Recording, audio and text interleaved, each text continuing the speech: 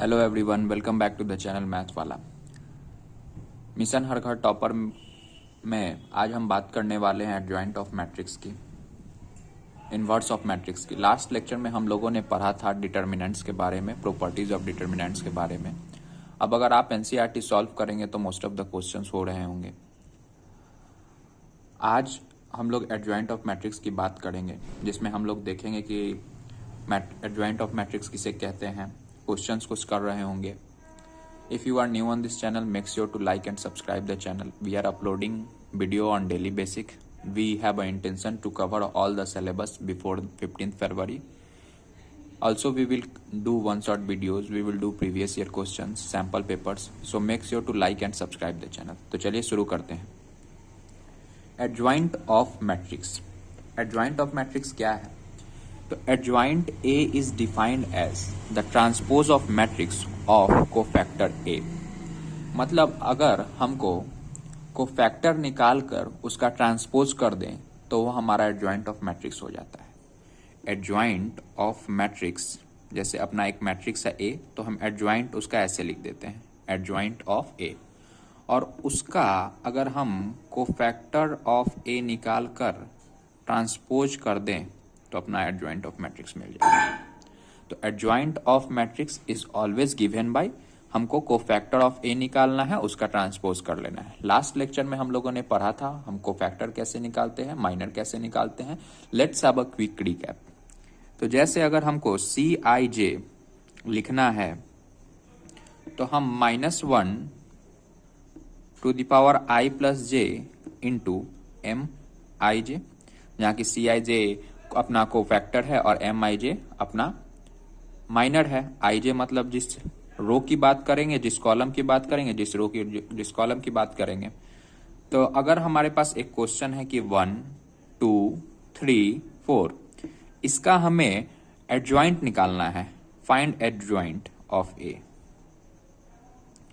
तो सबसे पहले मेरा काम क्या है कि हम इसमें कोफैक्टर निकाल लेते हैं और उसका ट्रांसपोज कर देंगे। अब कोफैक्टर निकालने के लिए हम क्या करते हैं कि जैसे हम हर एक टर्म का कोफैक्टर निकालेंगे। अगर C11 निकालना चाहते हैं, मतलब पहले रो और पहले कॉलम को डिलीट कर देते हैं, तो -1 टू द पावर 1 + 1 2, और पहले रो को और पहले कॉलम को डिलीट करेंगे तो अपना माइनर क्या बचेगा 4, तो इंटू 4, मतलब -1 टू द पावर 2 और इंटू 4, डेट इज मीन्स 4 हो जाएगा। फिर अगर हम C12 की बात करेंगे, मतलब पहला रो और दूसरा कॉलम, तो -1 टू द पावर 1 + 2 इंटू 3, क्योंकि पहला रो को और दूसरा कॉलम को हम डिलीट कर दिए, इसका मतलब अब अपने पास सिर्फ और सिर्फ 3 बचेगा, तो डेट इज इक्वल टू 3। फिर अगर हम बात करें C21 की, पहला हो गया 1 1, पहला रो पहला कॉलम, फिर पहला रो दूसरा कॉलम। अब C21 की मतलब दूसरा रो पहला कॉलम, तो -1 टू द पावर 2 + 1, और बचेगा क्या इसको डिलीट करने पे, दूसरे रो और पहले कॉलम को डिलीट करने पे अपना 2 बचेगा, तो into 2, det is equal to -2 हो गया, क्योंकि -1 to the power 3 det means -2। अब C22 हम निकाल लेते हैं, मतलब दूसरे रो और दूसरे कॉलम को डिलीट कर देंगे, तो -1 to the power 2 + 2 into 1, det is equal to what 1। तो अब अपने पास कोफैक्टर आ गया क्या 4 3 -2 1। देखो यहाँ इस कोफैक्टर 1 1 के जगह ये हो गया, पहला रो पहला कॉलम के जगह हम ये लिख दिए, पहला रो दूसरा कॉलम के जगह ये लिख दिए, फिर दूसरा रो पहला कॉलम के जगह -2 और दूसरा रो दूसरा कॉलम के जगह ये। अब एडजॉइंट ऑफ ए होता है कोफैक्टर ऑफ ए का ट्रांसपोज। तो अब इसका ट्रांसपोज ले लेते हैं, इस ए का ट्रांसपोज। और ट्रांसपोज का मतलब होता है कि रो को कॉलम में बदल दें तो वो अपना ट्रांसपोज दे देता है। तो यहाँ 4 3 है रो में, तो उसको कॉलम में बदल दिए, और इस रो को भी हम कॉलम में बदल देते हैं, तो अपना कोफैक्टर निकल गया। मतलब सिंपल है कि एडजॉइंट ऑफ ए, अगर हमको किसी भी एडजॉइंट निकालना है तो हमको सबसे पहले कोफैक्टर निकालना होगा। कोफैक्टर निकलता कैसे है, तो C I J is equal to -1 to the power I plus J into minor of I plus I J, जिस रो की और जिस कॉलम की बात कर रहे होंगे, और फिर हम उसका ट्रांसपोज जो कोफैक्टर हमारा निकला उसका अगर हम ट्रांसपोज ले लेंगे तो हमारा फिर माइनर निकल जाए, सॉरी एडजॉइंट निकल जाएगा। तो adjoint of A is defined as the transpose of matrix of cofactor A. हम एक और आगे क्वेश्चंस करेंगे, लेकिन एक छोटा सा प्रॉपर्टी हम देख लेते हैं। अगर एडजॉइंट ऑफ ए हमको निकालना है, अगर हमको एडजॉइंट ऑफ ए का डिटर्मिनेंट निकालना है तो हम डायरेक्ट सिर्फ और सिर्फ ए का डिटर्मिनेंट निकालेंगे और n-1 टू दी इसके पावर में n-1 कर देंगे। अब n क्या है, तो n is the order of matrix, n is what, order of matrix. और हमेशा हम एडजॉइंट ऑफ मैट्रिक्स किसके लिए डिफाइन करते हैं, square matrix, that means number of row and number of column will be equal. तो n क्या हम करेंगे कि n के जगह हम जो ऑर्डर रहेगा उसको पुट कर देंगे, तो एडजॉइंट ऑफ ए हमारा डायरेक्ट निकल सकता है। एडजॉइंट ऑफ ए के लिए ये एक बहुत बहुत इंपॉर्टेंट प्रॉपर्टी है कि हम डायरेक्ट डिटर्मिनेंट निकालेंगे ए का, n-1 करेंगे, where n is order of matrix, square matrix. अब एक और क्वेश्चन है कि find the adjoint of matrices. तो एडजॉइंट ऑफ मैट्रिक्सेस निकालने के लिए अभी अभी हमने सीखा, ये 3x3 ऑर्डर मैट्रिक्स है। अभी हम लोगों लास्ट टाइम हम लोगों ने 2x2 ऑर्डर मैट्रिक्स का क्वेश्चन करा है। तो इसमें हमें यह ध्यान रखना है कि एडजॉइंट ऑफ मैट्रिक्स निकलता कैसे है, तो उसके लिए कोफैक्टर निकालेंगे और फिर उसका ट्रांसपोज कर देंगे। अब कोफैक्टर कैसे निकलता है, तो कोफैक्टर इज इक्वल टू होता है C I J is equal to -1 to the power I plus J into minor of I J. तो चलिए इसको सॉल्व करते हैं कि we know C I J is equal to -1 to the power I plus J into M I J. अगर C I जे निकल जाए, मतलब मेरा कोफैक्टर निकल जाए, तो उसका हम ट्रांसपोज कर देंगे तो अपना एडजॉइंट ऑफ मैट्रिक्स निकल जाएगा।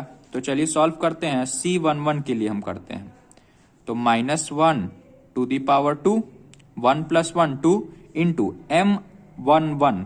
अब क्योंकि हमको M11 ही लिखेंगे यहां भी, तो उस पहले वाले रो को और पहले वाले कॉलम को, पहले वाले रो और पहले वाले कॉलम को डिलीट कर देते हैं। डिलीट करेंगे तो 3 × 1 3 और 0 × 5 तो 0, तो डायरेक्ट 3 हो गया C11। C12 की बात करते हैं तो यहां माइनस हो जाएगा, क्योंकि +1 2 + 1 3 होगा यहाँ, तो -1 ही रह जाएगा। अब पहले रो को और दूसरे कॉलम को डिलीट किए तो 2 × 2 2 × 1 2 एंड -2 × 5 तो -10 और माइनस माइनस +10 होता है। देखिए 2 × 1 और माइनस ऑफ -10, तो डेट इज इक्वल टू -12 हो जाएगा। कैसे कि यहां से 12 आया और -1 पहले से था। फिर ऐसे ही हम C13 निकाल लेते हैं। C13 मतलब पहले रो को डिलीट कीजिए, तीसरे कॉलम को डिलीट करते हैं, तो 2 × 0 0 और 3 × -2 6 हो जाएगा। यहाँ -1 टू दी पावर 4 मतलब क्या हो गया 1, और यहाँ 3 × -2 और -2 माइनस पहले से तो 6 हो जाता है, तो 6 हो गया। उसके बाद C21 निकाल लेते हैं, मतलब दूसरे रो को और पहले कॉलम को डिलीट किए तो -1 × -1 to the power 3 into -1 -1 and 2 × 0, तो ये पार्ट 0, तो यहां से अपना आ गया -1 भी -1 और इन दोनों को मल्टीप्लाई करेंगे तो 1 हो गया। C22 की हम बात करेंगे, मतलब दूसरे रो और दूसरे कॉलम को डिलीट कर दिया। दूसरे रो दूसरे कॉलम को डिलीट करते हैं हम, तो -1 टू दी पावर 4, जब दूसरे रो और दूसरे कॉलम को डिलीट करेंगे तो 1 × 1 1 और -2 × 2 4, तो अब 1 -4, तो ये कितना हो जाएगा 5 और यहाँ -1 टू दी पावर 4 है तो वो 1 ही रहेगा। C23 की हम बात कर रहे हैं। यहां से हम एक चीज देख सकते हैं कि जिसमें भी ऑड सम आता है उसका -1 टू दी पावर अगर हम इवन नंबर को सम करेंगे तो वो 1 हो जाएगा। तो अब हम C23 की बात करें तो सेकेंड रो और थर्ड कॉलम को जब हम डिलीट कर दिए, सेकेंड रो थर्ड कॉलम को, तो इन दोनों का सम, इन दोनों का मल्टीप्लीकेशन 0, 1 इंटू 0 एंड -2 इंटू -1, तो 2 हो जाएगा। तो -1 टू द पावर 5 और फिर माइनस यहां से किसको हम डिलीट किए, 2 3 को, तो 1 इंटू 0 और यहां से -2 हो जाएगा। इन दोनों को इंटू किए तो 2, लेकिन डिटर्मिनेंट्स में पहले इसको किए तो 0 और माइनस में, तो ये हो गया अपना +2। ऐसे ही हम C31 निकाल लेंगे, C32 निकाल लेंगे, C33 निकाल देंगे और इन सब को हम इस जगह पे पुट करके और जो कोफैक्टर अपना आएगा उसका हम ट्रांसपोज ले लेंगे। चलिए इसको मैं कर ही देता हूं। 31 मतलब थर्ड रो को और फर्स्ट कॉलम को हम डिलीट कर देते हैं, थर्ड रो और फर्स्ट कॉलम, तो -1 इंटू 5, पहले तो -1 to the power 4 into -1 into 5 and -5, ये 0 हो गया। फिर C32 मतलब third row second column, third row और सेकेंड कॉलम की अगर हम बात करें तो 2 2 जा 4, 5 माइनस यहां हो जाएगा 1 इंटू 5 -4 एंड यहां पे -1 टू दी पावर कितना 5, तो यहां से अपना आ जाएगा -1 और फिर थर्ड रो और थर्ड कॉलम को डिलीट किए तो 3 -1 टू दी पावर 6, 3 एंड -+2, तो ये अपना हो गया कितना 5। 1 इंटू 3, 2 -1 2 और डिटर्मिनेंट कहता है कि इन दोनों के बीच में जब निकालते हैं तो उसमें माइनस लगा देते हैं बीच में, तो अब अपना कोफैक्टर आ गया 3 -12 6 1 5 2 0 -1 5, तो अपना आप कोफैक्टर ऑफ ए आ गया। लेकिन हमको एडजॉइंट अगर निकालना है तो कोफैक्टर का ट्रांसपोज करना पड़ेगा, तभी हमको एडजॉइंट मिलेगा। मतलब इसको हम रो को कॉलम में बदल दे तो अपना काम हो जाता है। तो पहला रो था उसको हमने कॉलम में बदल दिया, दूसरा रो है तो उसको भी हम लोगों ने कॉलम में बदल दिया, और तीसरा रो है उसको भी हम लोगों ने कॉलम में बदल दिया, and that is equal to adjoint of matrices. तो ये एनसीईआरटी का क्वेश्चन था जो कि बोर्ड में पूछा जाता है। तो सिंपल था, हम लोगों ने सारे का कोफैक्टर निकाला। अब कोफैक्टर निकाला जब हम लोगों ने हर एक पर्टिकुलर एलिमेंट का, तो फिर हमारा ये कोफैक्टर का एक मैट्रिसेस बन गया, और इसका जब हम लोगों ने ट्रांसपोज लिया तो अपना एडजॉइंट ऑफ मैट्रिक्स मिल गया। मतलब हम लोगों को यही समझना है कि एडजॉइंट ऑफ मैट्रिक्स कैसे निकालते हैं। तो वेरी सिंपल है कि हमें कोफैक्टर ऑफ ए निकालना है, उसका ट्रांसपोज कर देंगे तो अपना एडजॉइंट ऑफ मैट्रिसेस हो जाएगा। तो हम लोगों ने एनसीईआरटी के भी क्वेश्चन कर लिए। आगे बढ़ते हैं इनवर्स ऑफ अ मैट्रिक्स की तरफ। बहुत सिंपल है। इनवर्स ऑफ मैट्रिक्स क्या है कि if A is a non singular matrix. पहली बात ये कि इसमें inverse of matrix find out करने के लिए हमारे पास मैट्रिक्स का जो कंडीशन होना चाहिए वो नॉन सिंगुलर होना चाहिए। If A is non singular matrix then there exist a unique matrix B such that A B is equal to B A that is equal to I N.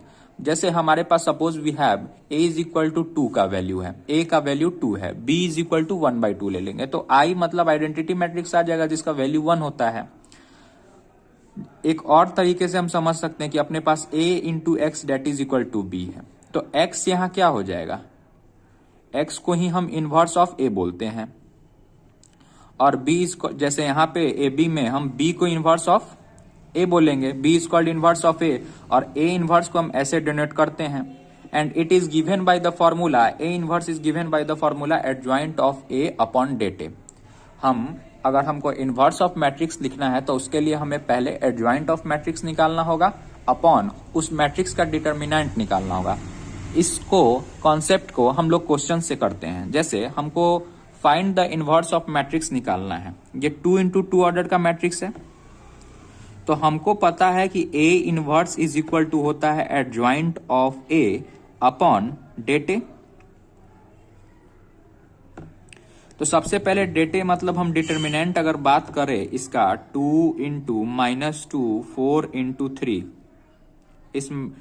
इसका determinant हम निकाले तो 2 3 जा 6 और minus of -8 4, यहां minus है, 4 into -2 -8 और एक भी पहले से होता ही है, तो ये हो गया 14। तो अपना ये डेटे निकल गया। लेकिन अब एडजॉइंट ऑफ ए निकालने के लिए हमको कोफैक्टर ऑफ ए चाहिए, और cofactor of A is equal to होता है -1 to the power i plus J into minor of I J. तो वेरी सिंपल है यहाँ निकालना कोफैक्टर ऑफ ए, कि पहले रो और पहले कॉलम के लिए अगर हम कोफैक्टर हम 1 की बात कर रहे हैं, तो पहला रो और पहला कॉलम को डिलीट किए तो 3 बच गया, और -1 टू द पावर 2 तो 3 ही रह गया। C12 की बात करते हैं, मतलब पहला रो और दूसरा कॉलम को डिलीट कर देते हैं तो 4 बच जाएगा, और यहाँ -1 टू द पावर 3 बच जाएगा, मतलब -4 बच गया। फिर C21 की हम बात करते हैं, मतलब सेकेंड रो और फर्स्ट कॉलम, तो -1 टू द पावर यहाँ भी 3 हो जाएगा i प्लस जे, और दूसरे रो और पहले कॉलम को जब हमने डिलीट किया तो ये -2 बच जाएगा, तो -2 -1 2 हो जाएगा। C22 की अगर हम बात करें तो दूसरा रो और दूसरा कॉलम को हम डिलीट कर देते हैं, i to the power 4 into 2, दूसरा रो दूसरा कॉलम को डिलीट किए तो 2 बच गया, तो यहां हम 2 लिख देते हैं। तो अगर हम देखें यहां से तो मेरे पास बच जाएगा अपना कोफैक्टर का मैट्रिक्स ऑफ ए अगर हम बात लिखें तो 3 -4 2 2।